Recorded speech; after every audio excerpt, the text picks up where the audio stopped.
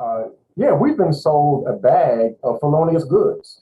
The reality is that, what we see on TV is not reality. And a lot of us have bought into what we have been sold, what we have been watching for years to see these idyllic couples have no issues, or rather have an issue and then work it out by the end of the program. But that's not real.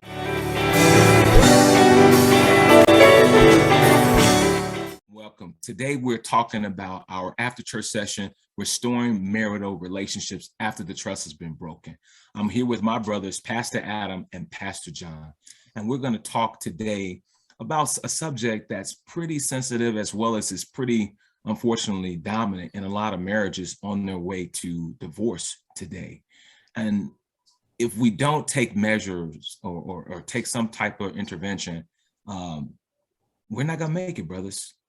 Right? That's a true statement. So let's talk. Let's park right there a little bit. Paradise, right? That's what marriage is, right? It's promised to be, right? It's paradise. We've got all of these cliche things that you find the right one and you marry them and you stay married forever. And when you go through the marriage ceremony, you guys are together to death do you part. Sickness and health, for better or for worse, and rich or poor, for rich or for poor. And we don't always make it past those buckets. No. One of the things that I've realized is that Disney has done us a great disservice. Okay. Because they leave Mickey alone. Well, because the story stopped at and they lived happily ever after. Right.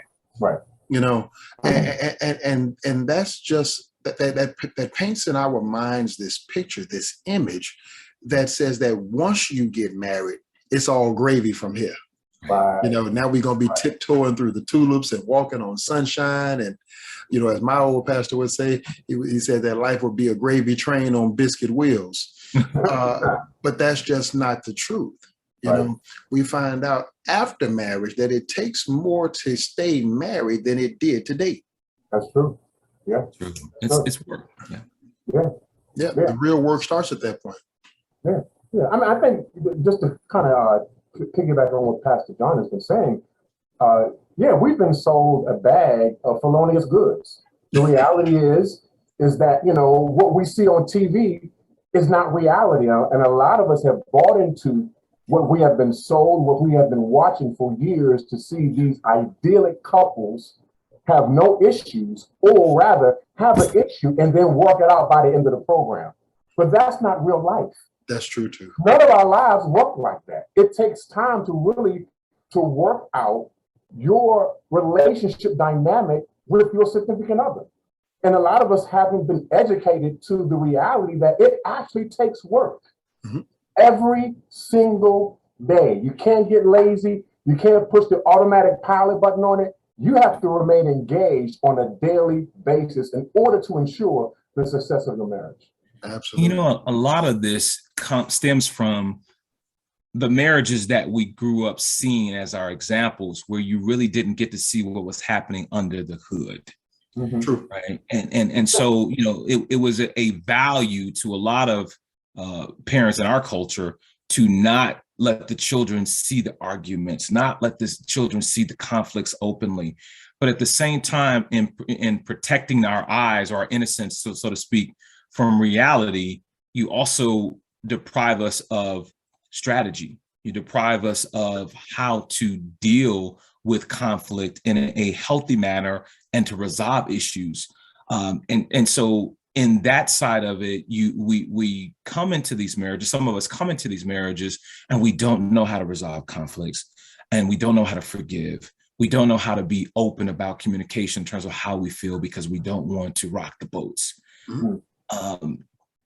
Well, to your point, we're ill-equipped to deal with the various, I'm going to use the 50-cent word, vicissitudes of life and marriage. The ups and downs of it, the tragedies and the triumphs of it.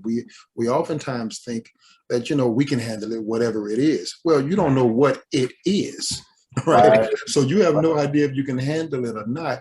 And if we don't have some kind of structures in place to help us to deal with certain things when situations happen that cause, for example, trust to begin to deteriorate in a marriage, how do we begin to rebuild it? How do we go forward from here? How do we address these issues in a way that doesn't tear us apart, but in a way that builds us up?